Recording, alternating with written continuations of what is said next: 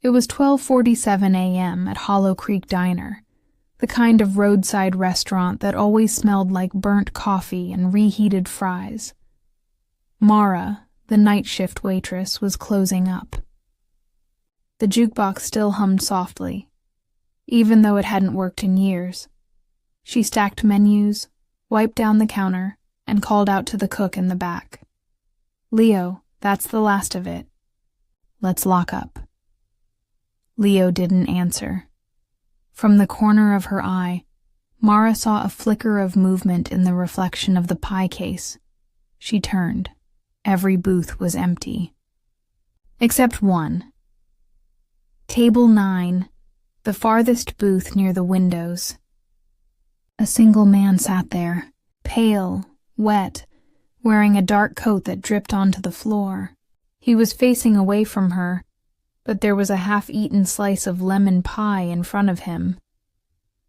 Mara froze.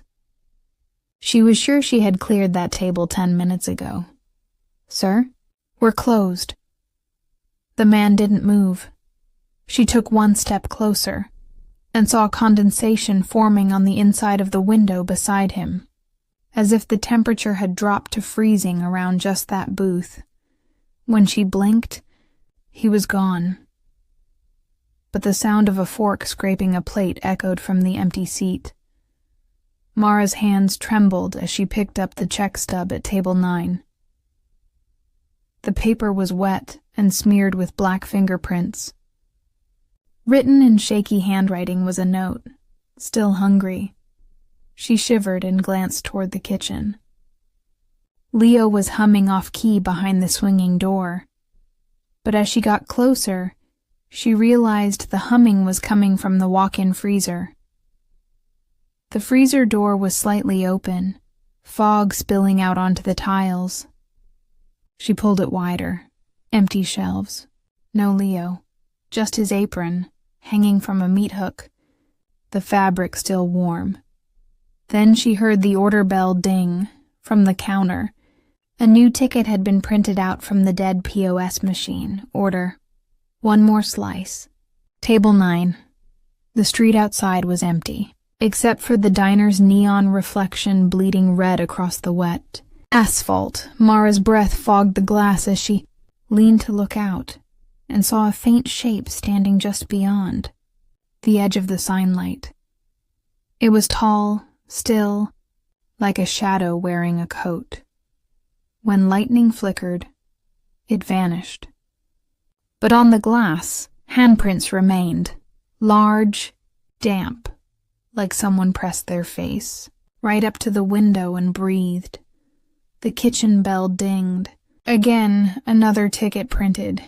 Getting colder. Hurry! Mara turned off the lights and ran to the staff room to grab her phone.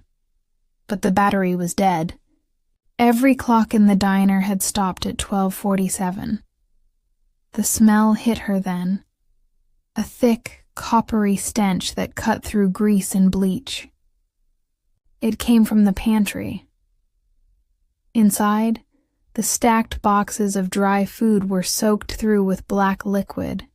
It dripped from the top shelf. When she reached up with a napkin, a hand fell out. Leo's, frozen solid. The walk-in freezer slammed shut behind her. The sound was deafening. The light flickered once, then twice, before steadying. The reflection in the steel door showed someone standing right behind her. Not Leo. Not anyone alive. The man from table 9 was inside the freezer with her, smiling faintly, his eyes cloudy like frozen glass. He whispered through a cracked mouth. "The customer always gets dessert." She screamed and shoved the door open, only to find herself back in the dining room. The lights were on.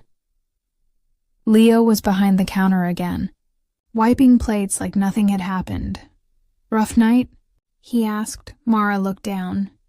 Her uniform was clean. The tables were set. The clock now said 11:22 p.m. Maybe she had dozed off. Maybe she dreamed it. Then the doorbell jingled. A single man walked in, dripping wet, wearing a dark coat. Leo smiled. Oh, good. He's back for pie. Mara turned toward table 9. It was already set with a slice of lemon pie and a steaming cup of coffee.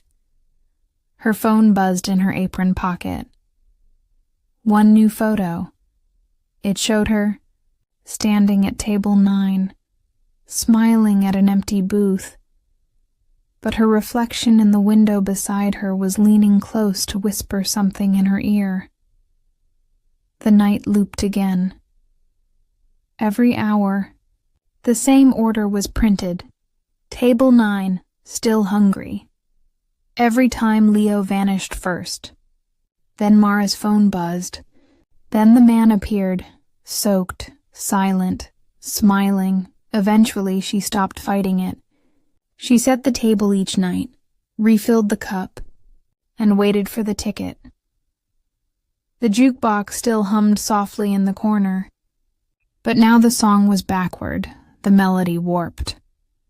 One morning, when the diner opened for breakfast, the day manager found a new special on the chalkboard menu. House pie, served cold, below it, a note in faded handwriting. Table 9 never leaves hungry. In the last security camera footage, Mara is seen serving someone at table 9, but the booth is empty. When lightning flashes outside, the reflection on the window reveals 2 figures sitting there, smiling with blackened teeth, eating something that looks too much like human flesh.